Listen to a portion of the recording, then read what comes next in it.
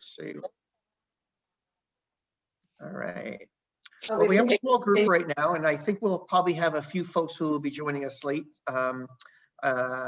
Thank you all for joining. My name is Neil Popish. I'm the program director with the JCC. I just wanted to say that we're really fortunate in this community that we have some amazingly talented folks that we can pull from. Authors, artists, singers and things like that. So I'm really grateful that I've been able to utilize it, do some programming over this past year with folks like Lynn, who did a program with us in December, and so forth and so forth. And now we're fortunate enough that we have another local artist. So we're so thrilled to have you with us today, Jillian. So thank you for joining us. And I'm going to hand it over to Lynn Rosenberg, who has been kind of helpful to me over these past 6 to 7 months, who's going to introduce Jillian. So Lynn, it's all yours. Okay. Well, I think this is a great opportunity for people to have people who have read this book to feel like this is a great guide for a happy life. I read it and I felt a lot of opportunity to to just embrace those 5 F's which we all do every single day. Just a question of giving it credence. So let me introduce Jill to you, the author of the book. She's a Pilates, Jill Potashnick is a Pilates and yoga instructor, fitness enthusiast, and philanthropist. Although a Midwest native, she proudly calls Las Vegas home. Jillian enjoys volunteering with the community. She currently volunteers as a blood donor, which I'm very impressed about. She is a council member of Jewish Nevada Women's Philanthropy, Temple Sinai, the Adelson School PTO, and the Discovery Children's Museum. Jillian loves being Leo's mom, traveling with husband Eric, planning parties for friends, and spending time outdoors, writing Yelp reviews. She travels regularly to California beach towns, national parks, Hawaii, Indianapolis, St. Louis, and microbreweries. So I'm going to turn it over now back to Neil or back to Jill to start the program. You're in for a real treat. Thank you for that lovely introduction. I'm so glad you guys are here virtually to join me on Zoom. And I was going to say, if you haven't already, go ahead and pour yourself a glass of wine or have water nearby. As I say in my book, to always hydrate, super important.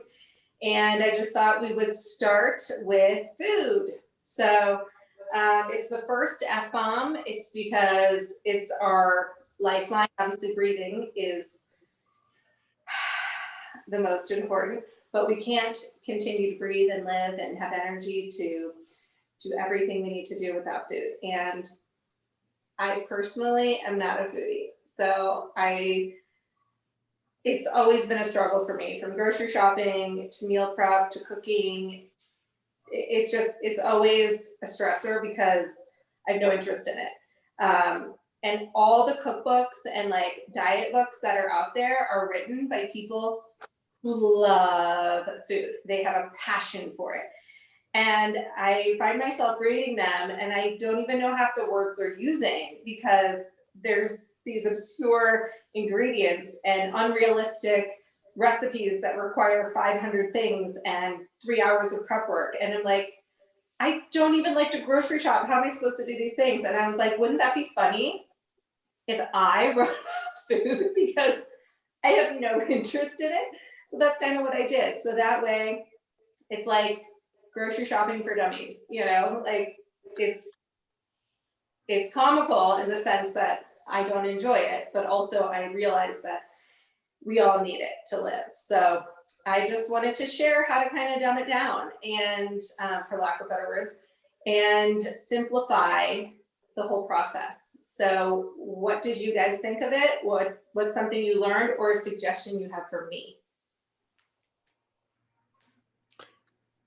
I love that you say don't be ashamed about buying the pre-cut foods.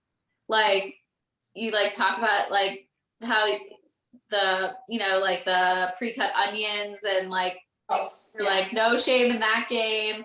I sometimes feel bad that I'm like skipping that step or, you know, spending a little more for that. But, you know, in the end, if you're eating fresh food and it makes it a little easier, then, you know, that makes it like, that is like the reward. So it's okay that you're spending a little more because then, you know, you can have a freshly prepared meal instead.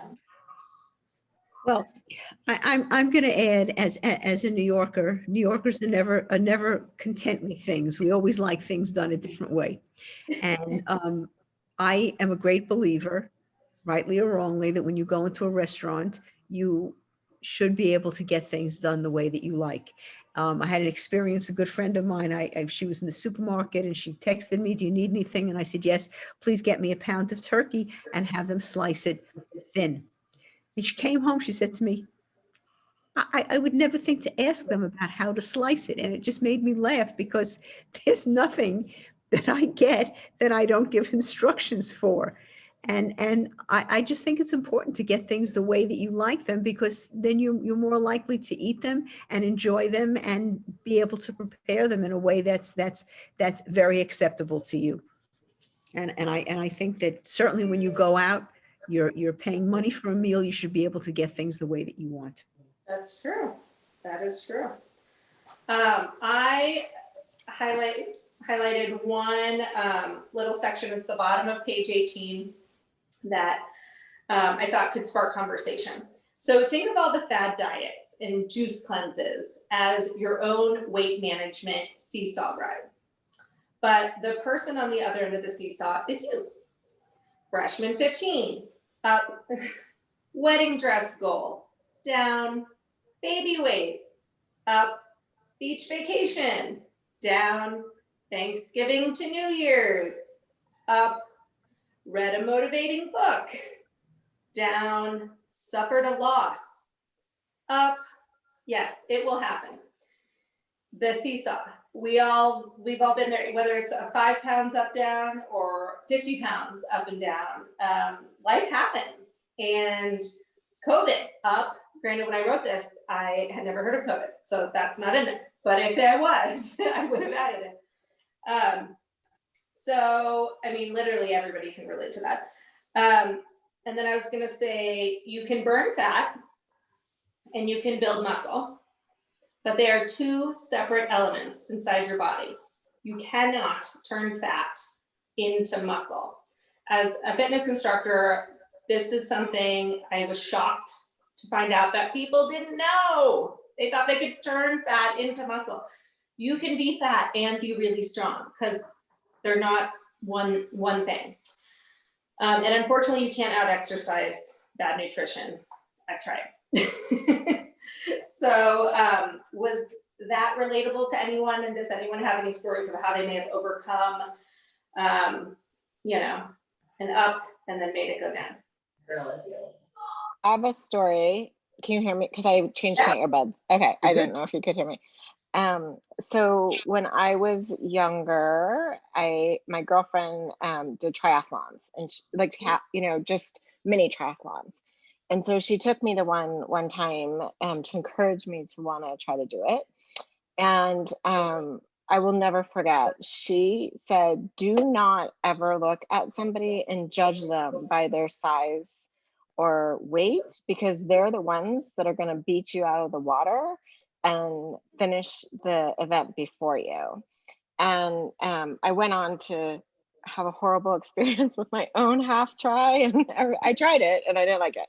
But I went on to do like an event a year, like some sort of charity fundraising a year, whether it be a bike ride or a walking event or something like that. And I kept that in the back of my mind, that the ones that you're like, well, if she can do it, I can do it, kind of thing. Those are the ones that are just going to chew you up and spit you out, and let them be really more of your incentive than your competition per se, because that's the mindset you need, is that, you know, I want to be as strong as that person, or I want to be as fast as that, whatever it might be. Yeah. And so Did you find that when race day came, she was spot on? Were you Oh shocked? yeah. Yeah. Oh yeah, totally. Very cool. Yeah. Yeah, they're two separate things. So exercising a lot and eating, like crap, it doesn't balance. It doesn't, yeah, it's not good. You gotta have both. It's like what I call the trifecta. So it has to be fitness, let's just say movement, right? Just like moving your body, because if you don't use it, you'll lose it. Good nutrition doesn't just mean the foods we eat, because I don't eat great all the time either, but I always take my vitamins and I always drink a lot of water. And I'm trying to instill that in my son as well. And I think he has some pretty good habits already started, but it's about balance. You can have that Snickers bar and that dessert and that glass of wine if it's in moderation and you've also consumed some other decent things during the day. Well, I have a question. I'm sorry, go ahead, Lynn. I have a story that I just recently told somebody. I was playing tennis the other day, and it reminded me of a story that I was playing in a league when I lived in New York. I used to play in leagues every week, and you'd play with somebody different every week. And one day I walked onto the court, and I'm going back a long time, so maybe I was 35, 38, 40 years old. And they would just change partners. You have a list, and you'd play. You get to everybody on the roster before the end of the season. And this woman comes on the court. Now I'm like, I don't know, 38, 40, trim, very good health, a decent tennis player. And she comes on the court, and she's maybe 70 years old. She's barely walking on the court. She's got bandages around her knees. And I'm saying to myself, I can't believe this is the person I'm going to play. What a waste of my hour. Well, the bottom line of the story is she wiped the court with me.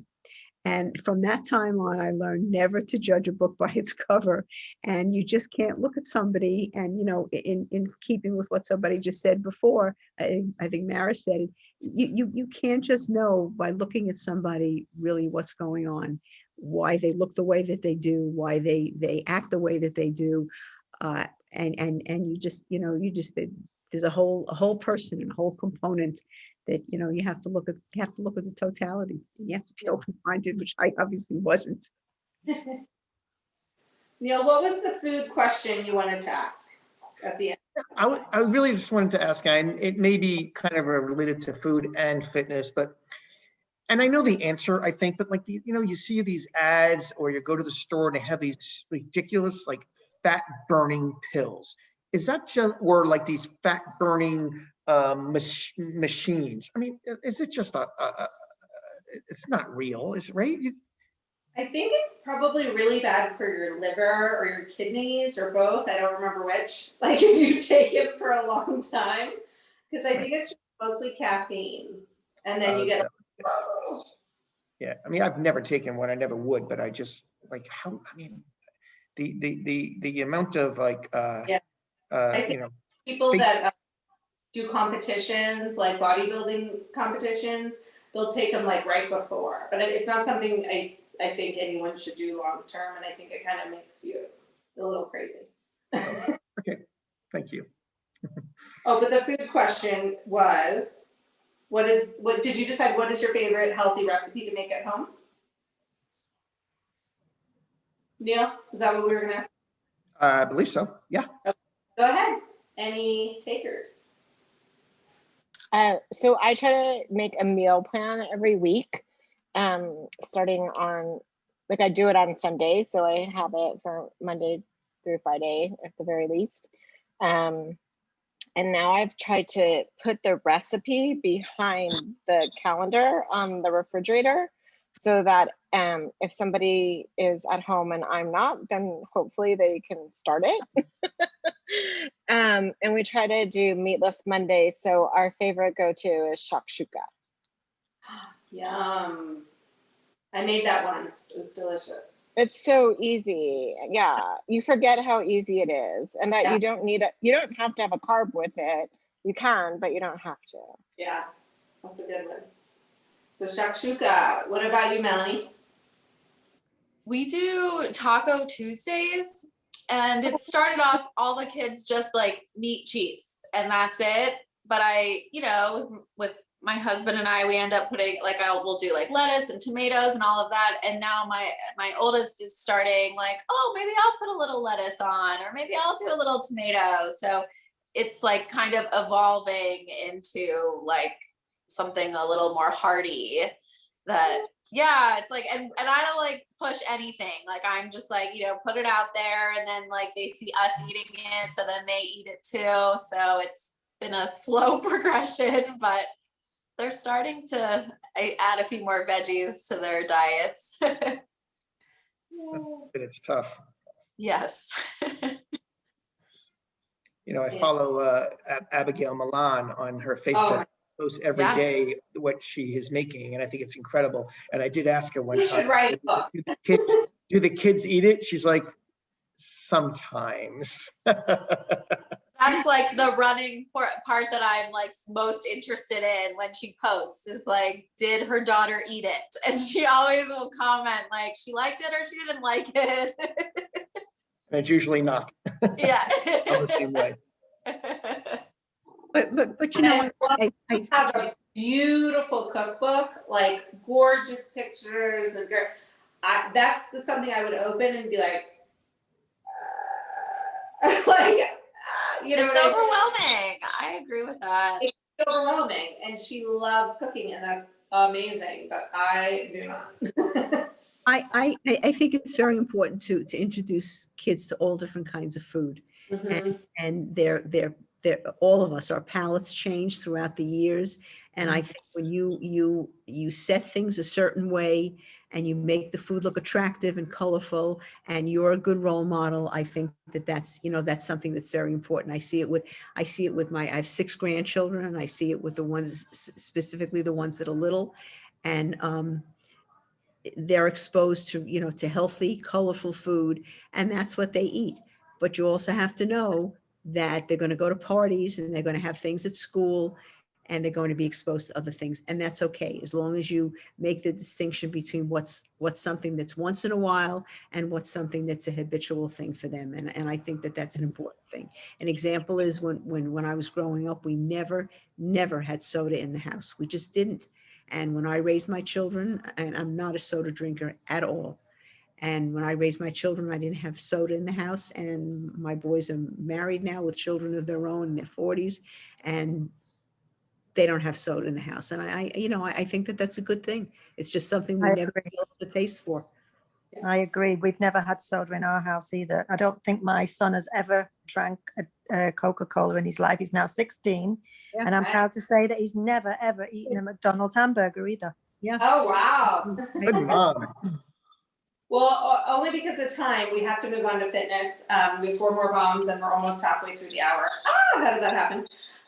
So fitness bomb, my favorite chapter. It was the longest, and not that any of the chapters were long, but that one was the meatiest because it is my passion, and I loved writing it. And I hope that came through when you guys read it. I have a question for you guys though. What was something that was surprising that you did not know in the fitness chapter? Surprising. Surprising.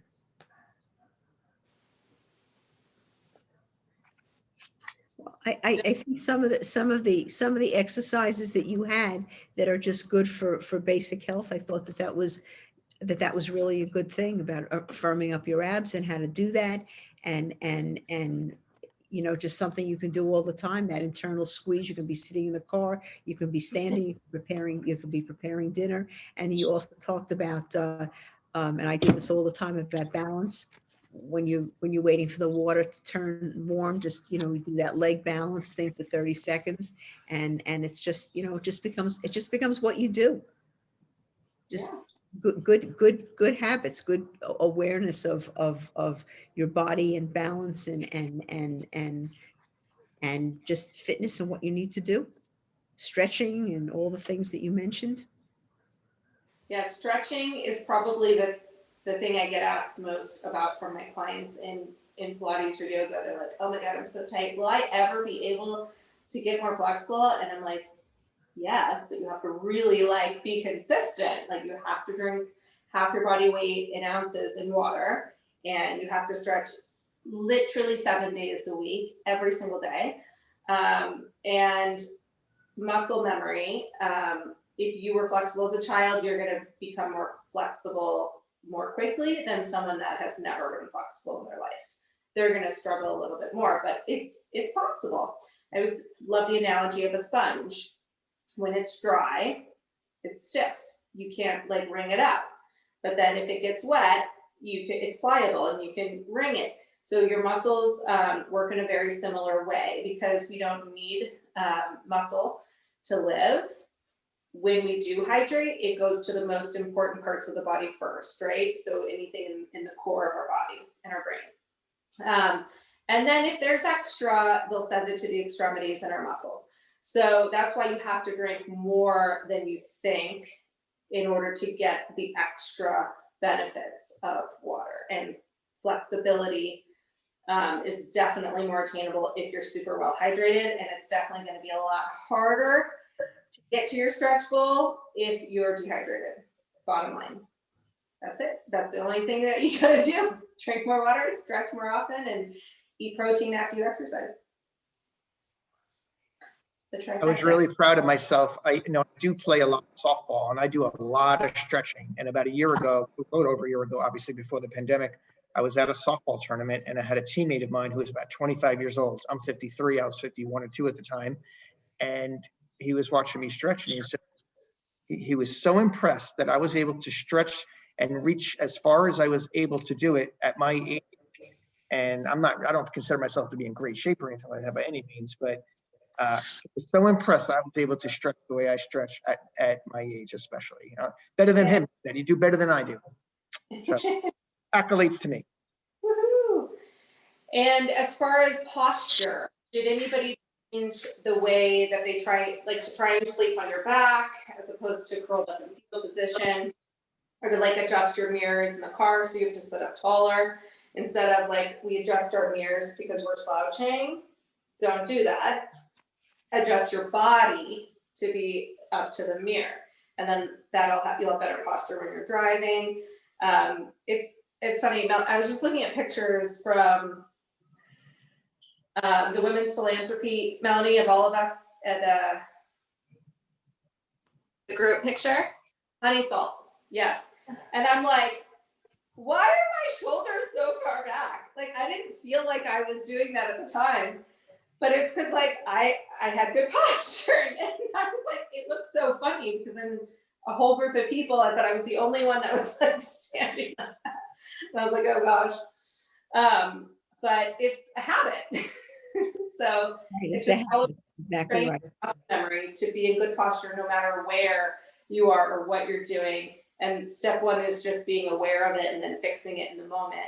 And that's for short term, but then for long term, it's about building your core strength, and then it just becomes a habit.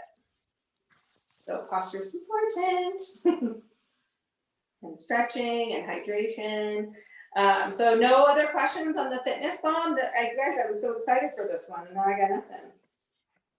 I just love the tips that you gave, like when you're standing on line at the bank or the grocery store, just to, you could take a minute and stretch. And I think, wasn't it in the book about with the microwave oven? Yeah. I did that the other day. Woo! So I did a 3-minute stretch waiting for my food to be done.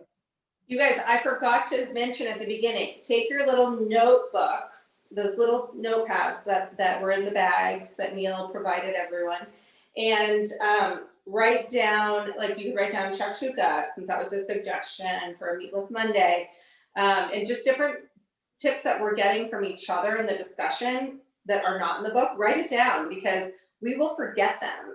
In the moment we think, oh, we're not going to forget that, and then in an hour you're like, wait, what was I going to write down and I forgot? So write it down. Any nutrition tips that you hear from anyone. This is not about me just shelling out advice. This is meant to be a group discussion. So I want to hear and not just talk. And then same with for as far as the fitness. Is there a type of exercise that anyone has found that they just love, that they get excited to go to? I do a hula hoop every day. Yeah. So fun. I do- love hooping. Do about 150 hoops, and You and count it, time it. yeah, and I started out, 10 and 20. I just kept increasing it, and it's fun. Is it weighted so you feel like you have to tense up your abs? No, Okay. no, it's not weighted, but it's Hard. It like bruises you though. yeah. Here's Yeah. a question, like, can you hula hoop in reverse? Oh, I don't know if I could do that. Because everyone instinctually, when you pick it up without thought, you just Right. swing it away. So Right. for me, the left. I'm gonna try that tomorrow morning. But whatever it is you do, pick it up and swing the opposite, and that really confuses your core. So It's a good one. What about anyone else? Their favorite type of exercise that brings them joy and that they look forward to? I like getting on my bike, my Peloton? yeah, Nice. I do. I like the whole upbeat vibe of the instructors, and I could be, like not motivated, and sometimes I'm like, oh, I've got to do it. And once I get on and start, I'm like, yeah, let's go. I love it. I think that's how Megan and Stephanie are too. They just love it. Yeah, it's a good I love one. being done. Who said that? I think that was Me. Laura. and there's always walking. There's always walking. I walk every day 3 to 4 miles, and the thing I like about it is I don't need anybody to do it. I don't need any equipment. I just need myself, my legs, my cell phone, my hat, and I'm off. And you're off. And sunscreen. Yeah. On to friends. How is anybody on this group call actually from Las Vegas? Like originally born and raised? Crickets. You need to buy 50 stories, 50 states. So how did you guys meet friends when you moved here? I'm curious. Baby group. Ah, like a little mommy and me. Mommy and me, I was part of 2 groups, and I actually found through the Mommy and Me here in Vegas, somebody had branched off and made an international play group. So I actually ended up with a bunch of moms from all over. There was maybe one American, and there was 2 Brits, including me, a couple of Australian, a Polish. They were from all over, which was definitely yeah, it was really interesting, and it was fun, just to, I kind of felt more at home because I could relate to these people a little bit more, having lived overseas for so many years, also living in Israel for so many years, and we lived in New York for a year. So it was a big comfort for me. Yeah. Las Vegas is all about diversification, that's for sure. Right. So I'm actually going through this right now. I'm the Northern Nevada Jewish Nevada representative, the outreach and engagement coordinator. And my family and I just moved to this area 3 years ago from the Bay Area, where I essentially grew up. I was born in Chicago, but I grew up in the Bay Area. So I had every, piece of my life in the Bay Area. I think it's important to move around. I've lived in Israel, I've lived in London, but like I always came back to the Bay Area and had my at least some group of friends to connect with. And moving here to Northern Nevada, it's been very hard to connect with people and form a friend, not only community, but friendships, right? So that's why I'm so excited about my current role, because I get to build my community. I get to make a Jewish community and make my friends, and it's going really well. But it's hard. It's hard to put yourself out there and to be vulnerable, and especially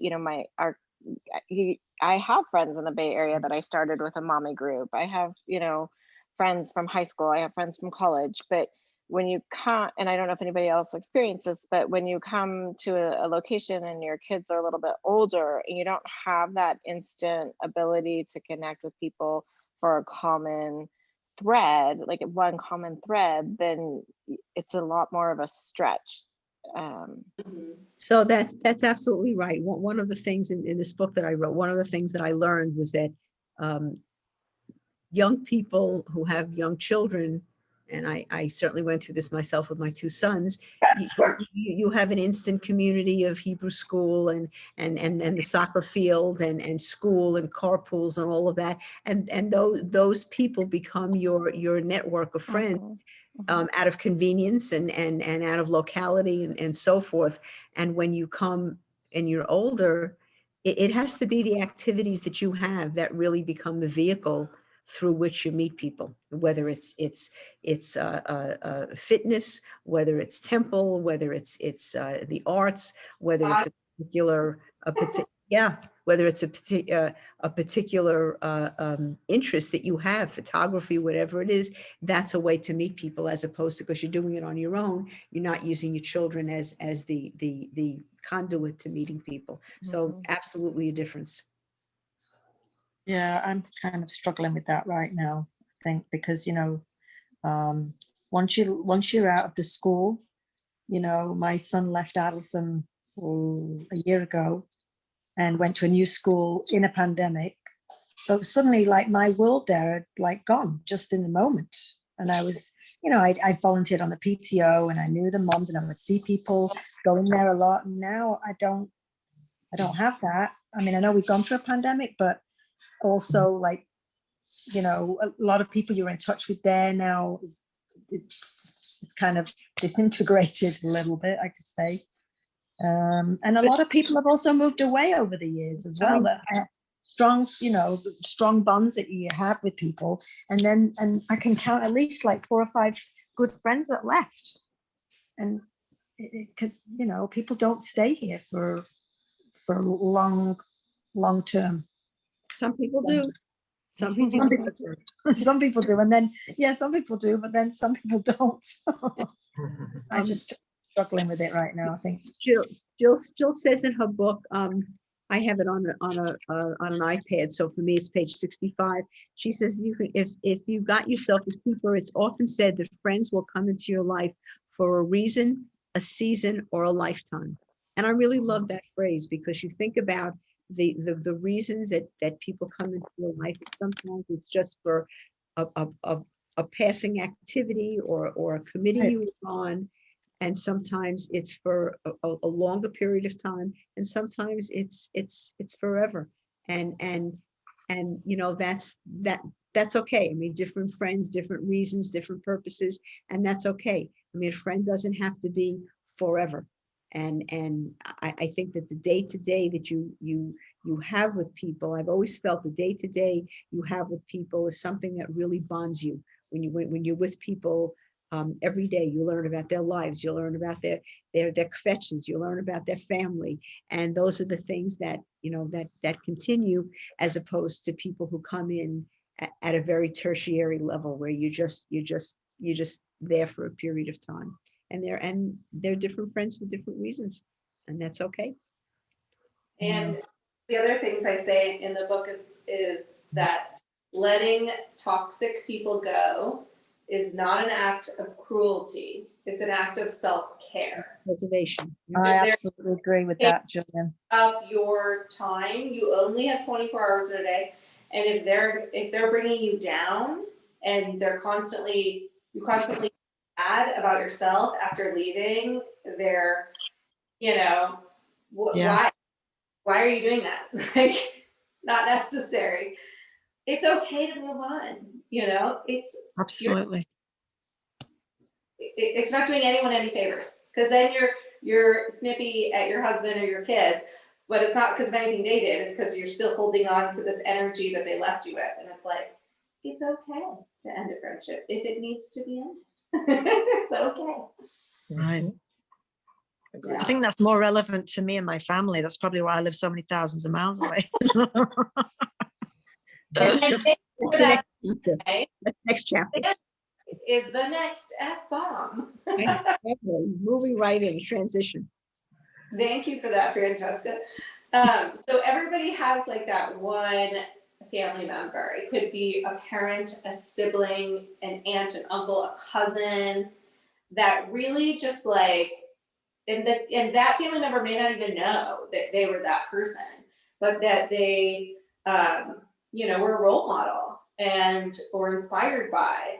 And so my question to you guys is, who is that person? But more importantly, how can you be that person to someone else in your family? Take it away.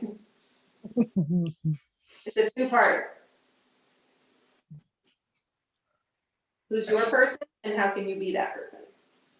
Oh, and then don't forget to write these things down in your little notebook.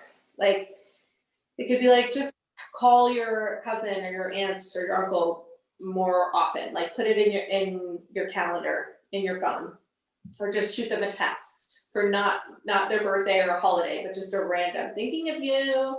And like, it could really, you know, make their day. And in turn, you know, then they could send you a nice text. And it's just like, oh yeah, even though we're in completely different states, this person does mean a lot to me and I really admire them and respect them and look up to them, and I want them to know that. And then you be there for your niece or nephew when they need it. And hopefully then they'll continue the cycle. We were all doing that last April in the beginning of the pandemic. I was getting phone calls from people that I never would have heard from in ever. Maybe just like, you know, a text message or on a birthday. And that's kind of stopped after a while, but I thought it was really nice. It was such a nice change. I kind of like related to, like, I remember like right after 9/11, 20 years ago, gosh, we were all so patriotic, and that lasted about what, 3 or 4 months? It's just, why can't we stick with it? I tried to be good. I did a lot of, you know, I obviously with work in JCC, I did a lot of drop off at people's homes. I've probably been to all your homes multiples of times, but I did it with friends. I like to bake. I bake cookies and I just dropped it off at their home and put a little note on it. I don't know. You need to come to my house, Neil. Yeah, well, I was up there last July. I dropped them off if I knew you at that point. Jillian, when we had the gal talk from Tall Order, Mm-hmm. I can't remember which event. It wasn't the That was pomegranate, the the lion lion event. Thank you. Yeah. I'm like, I know it's not pomegranate. It was a lion event.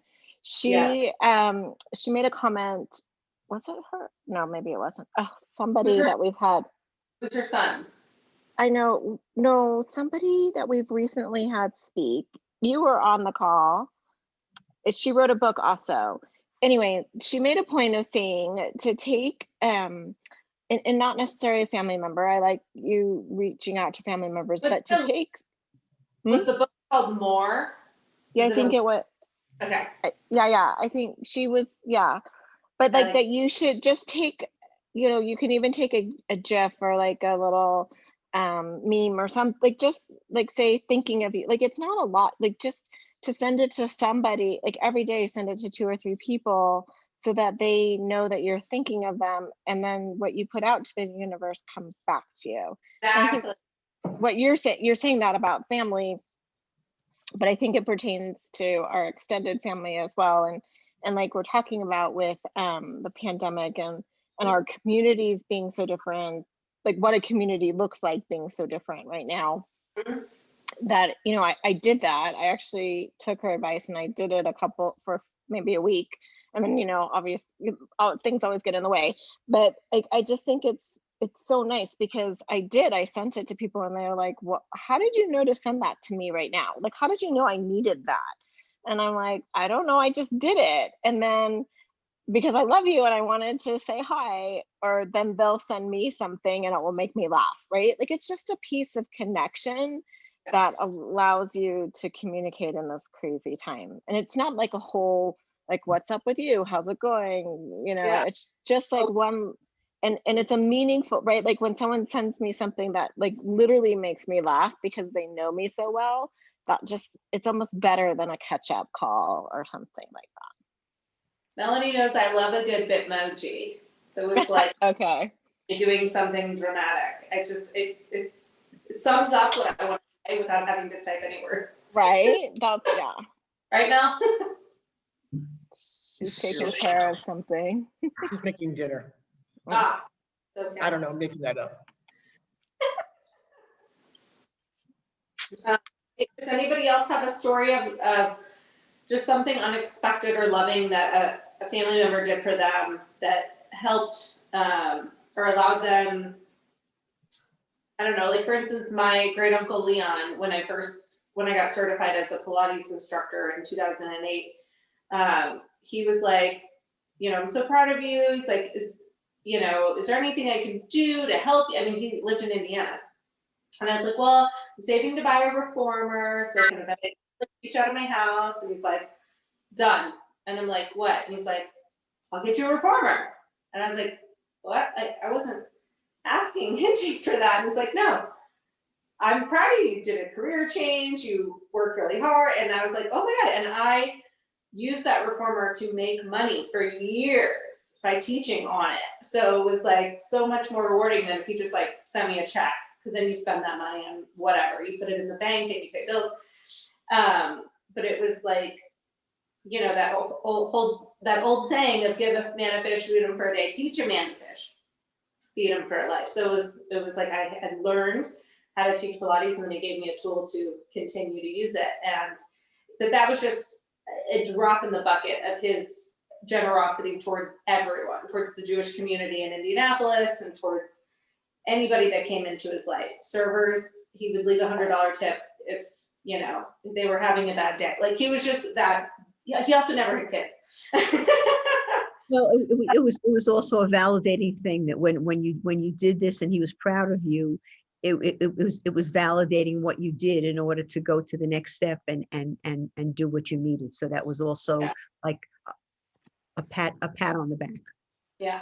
So it was nice. Oh, he believes in me. Like I have to see this through, you know. And I believe I'm philanthropic and I teach my son to be, and because I saw firsthand how generous and philanthropic he was. He was on boards of, you know, the country club and of the JCC and different things. And, you know, the best way to lead is by example. And he, you know, truly did that. And hence why I named my son after him, because I want him to have a good role model. And everybody only says wonderful things about him. You know, he's since passed, but so he's that person for me. So I'm trying to be that person for my nephew Axel. Is that why your son is named Leo? Yes. Yeah. Yeah. Got it. It is. So Faith is our last bomb. We have 10 more minutes. I don't want to keep you guys longer than an hour, but please everyone chime in. Like I don't want to do all the talking. I want it to be like, you know, share like campfire stories. So Faith, I really didn't want to preach Judaism in this book because I'm not trying to convert anybody and I wanted to be appealing to the masses. So I feel like I did a good job of that.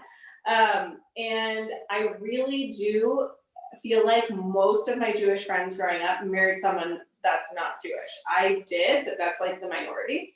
And they're all raising their kids both, which I was just like, I didn't know anybody growing up that was kind of raised.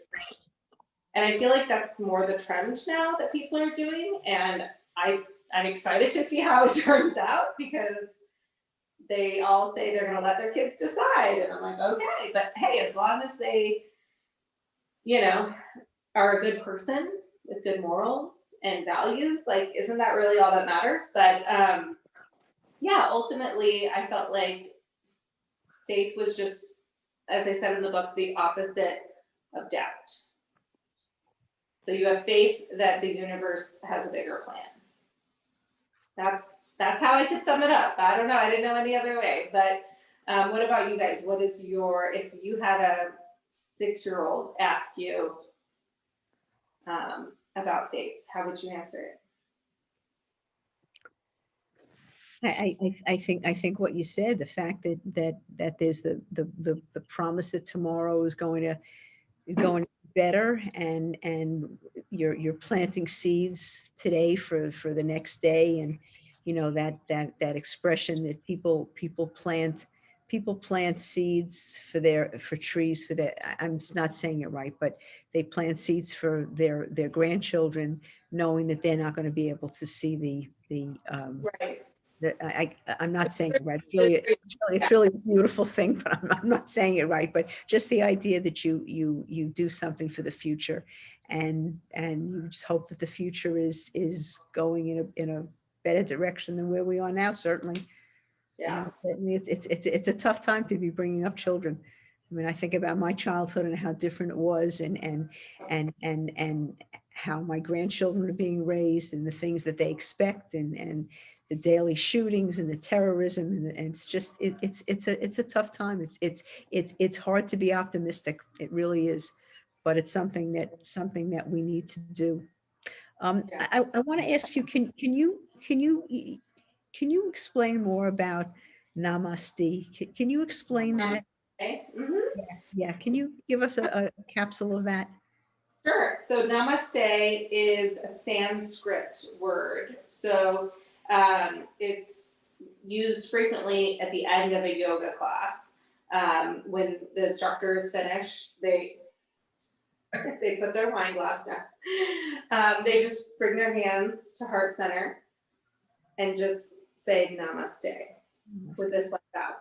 And all that means is, may the peace that is within me greet and honor the peace that is within you. So it's non-religious. It's just about your inner peace, acknowledging their inner peace. And everyone has kind of a slightly different translation for namaste, because it is such an old word and it has evolved, in the way we use it. It's kind of like the word shalom. It could be hello, it could be goodbye, it could be A big peace. piece, right? That is what namaste is. Some people use it as a thank you, like namaste. But I don't know that it was originally intended to be that. But so it's just, I think, a really beautiful old word that is just about honoring peace within someone. Thank you. Yeah. Jillian, can I share just something? Please, yes. I have a friend who teaches Jewish yoga. Like, it's Jewish. She calls it Jewish yoga with a twist. And she would say namaste at the end of every session. And she asked me, how do you feel about that? And I'm like, well, it's fine. I love namaste. I think it's very centering and concluding, right? Like, we're just used to it as being the concluding piece of a yoga practice. But she's like, well, how could I? And again, it was a Jewish yoga class, but she's like, what do you think I could say? And I'm like, well, I don't know, something about like an image of God, or something about being like translated to Judaism. Mm-hmm. And so she started saying B'Tselem Elohim. Oh, in the image of God. It's God, which I thought was so beautiful. Like, so, may I embrace you in the image of God, and may you embrace me as right? Like that same kind of reciprocality, but with B'Tselem Elohim. So I just thought that was super nice. So did you say it in conjunction, like B'Tselem Yeah. Elohim? No, she just said, instead of namaste, she would just say B'Tselem Elohim. That's beautiful. Yeah. It seemed nice. And then in regards to faith, that's why I said I wanted to change mine to faith. It's an area that I'm having a struggle with. And that it's not that I don't have faith and that I don't believe in a higher power, but how it's the access to it here in Reno, how it differentiates from the Bay Area and what we have there. And and really the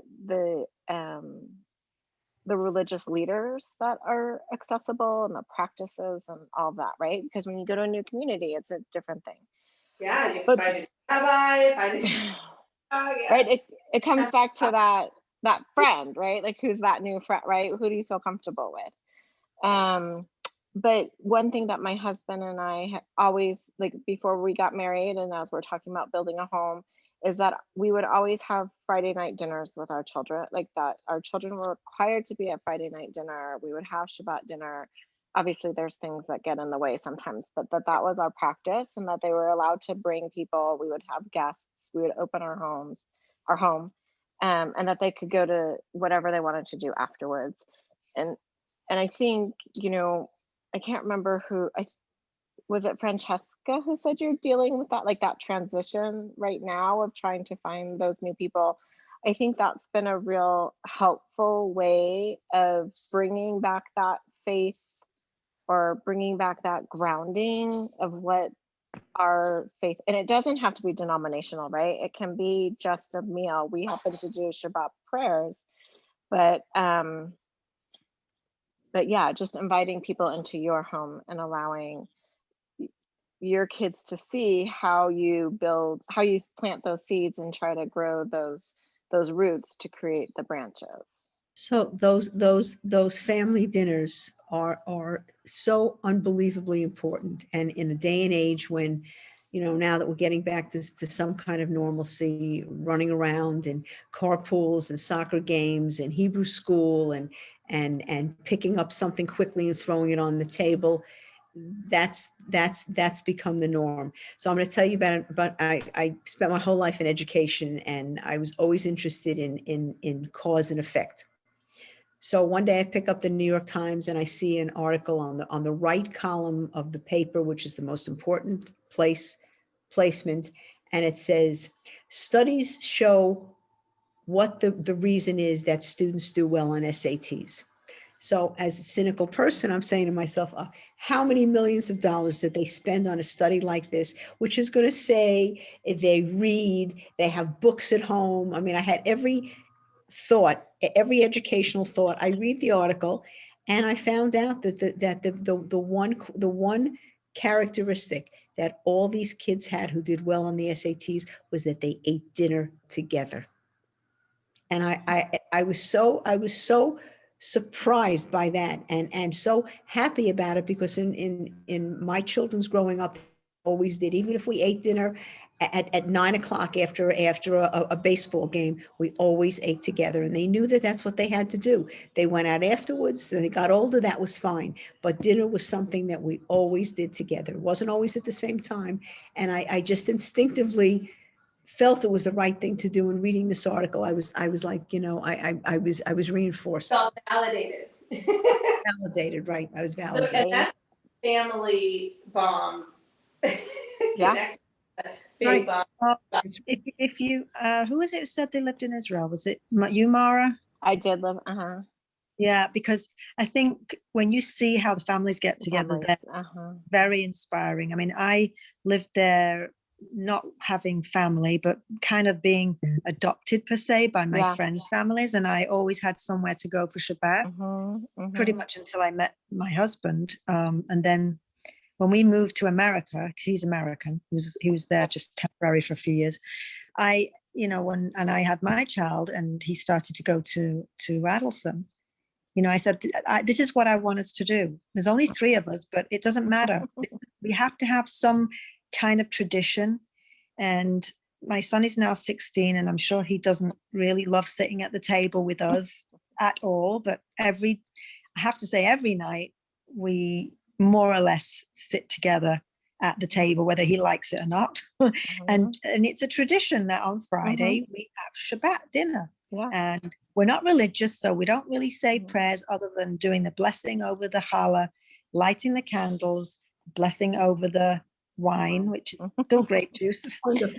We do that, and that is a tradition. And even though he looks like he really can't be bothered, I hope that at least he'll have, going forward when he gets older, maybe he has his own family, that he'll have some kind of tradition. It doesn't have to be exactly the same thing, but I just think it's important to have one night of the week, where you do something a little bit special, and just even if it's just like blessing the food that you eat.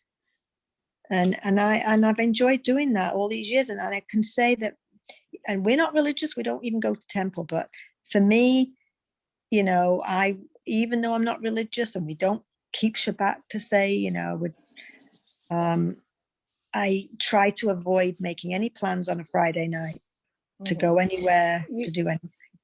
We added within the last, I don't know how many years, within the last handful of years, we added the blessing over the children. into our Oh, right, Friday yeah, yeah. prayers, right? Yeah. So I've We just, added the water, we added the washing, because we didn't do that at the beginning. And then I yeah, was invited to a rabbi's house and I saw Yeah. them doing it. Oh, I like that one. I'm going to add that. right. So we go to the sink, we do the washing of the Yeah. hands. Yeah, but I like the blessing of the children too. Of the children, we just recently, well, I don't know recently, but we added it. And I found it really, really meaningful for me. And I hope that it's meaningful for the children, because then that gives them a purpose to be there, right? It's not just a tradition. It's not anything, it's that we're blessing you for your weekend, Yeah. For your And time also, I ahead. think what's important, and not so much now. I mean, we still do it every week, and we put money in the tzedakah box. Oh But yeah. when Lucas was little, obviously not now because he's much older, but I used to make him come to the grocery store with me, and we would That's put the money awesome. actually in that coin box, in that coin Yeah. machine, and we'd see how much money we had, and then I would make him come around with me and pick out things, because back then you could donate the food to Adelson, Right. so it's kind of easy. And there was one time I actually brought him to the JFSA, to the food bank, and had him come with me and drop off the food there. Just It's great. to get, it's a little thing, but like just for them to understand that you've got to, even if it's a smallest, it doesn't have to be huge, not everybody can afford to give back, in like some people can. Everybody's with their own, ability, but just even in a small way, just to it's important for them to learn to give back a little bit somewhere. And those things are the things that kids remember. I have my youngest son is 44 years old. His two children are 12 and 13.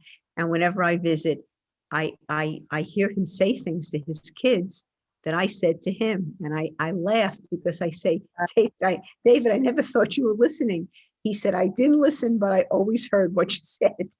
Right, see, And I'm afraid it'll rub off touching. somewhere. It's Yeah, really Francesca, like, he may not show it now, but one day he's going to show that appreciation. exactly right. Or in Lynn's instance, he may not have said it to you, but you see what the difference you have made in their life. Yeah. I was just telling Jillian and Lynn before everybody else joined us, I kind of went through that moment last week visiting my family, my parents in South Florida, and I just kind of told them my appreciation for everything they've done for me. They taught me the good morals, and they taught me what was right and what was wrong, and in life. And I owe it because they gave me that foundation. That's right. And there were some tears. I'm sure they appreciated hearing it, Neil. They Did they sure did. Family bomb and the faith bomb I kind of know. overlap, and the food bomb and the fitness bomb kind of overlap. And there was a rhyme and a reason to the order of the 5 F bombs. And so I haven't done this before, a Zoom. I actually did try with the sisterhood at Temple Sinai, but it was more like I talked and they just listened. So it wasn't really what I wanted, something like this where everyone contributes. But I like seeing that it is organically, they do tie into each other. So that makes me happy. But yeah, if you guys have not already, I would love an Amazon book review. Namaste. And that would be also, a mitzvah, good karma. And that's another reason why I like to write Yelp reviews, because I usually only write positive ones to counteract all the negative ones out there. But basically, food, fitness, friends, family, faith, it's something we can all relate to. Any final questions? We're a few minutes past the hour, but we started a few minutes late, so. Are you going to write another book, Jillian? No. Never say That was a never. quick answer. Never say never. Bucket list item. It's not a career path.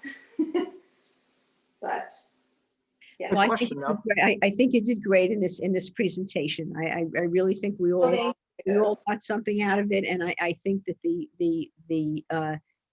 interdependency of all the 5 Fs, I think that they all link together. If you think of it like a bracelet, they all link together to make a whole. Good. Well, hopefully it sparks conversations with your own friends at your own lunches and walks and different things like that. So that was just my goal.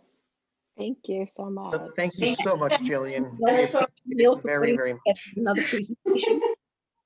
What's that? I thank Neil for, I thank Neil for putting together such a lovely, Yeah, good pieces. thank you, Neil, for Very doing well. Yeah, to do I that. appreciate everybody's participation and their I was openness. honored when you asked. Thank you. Okay, all Pleasure. right, well, All right, I'm everybody have a gonna good night. stop the recording. Thank you.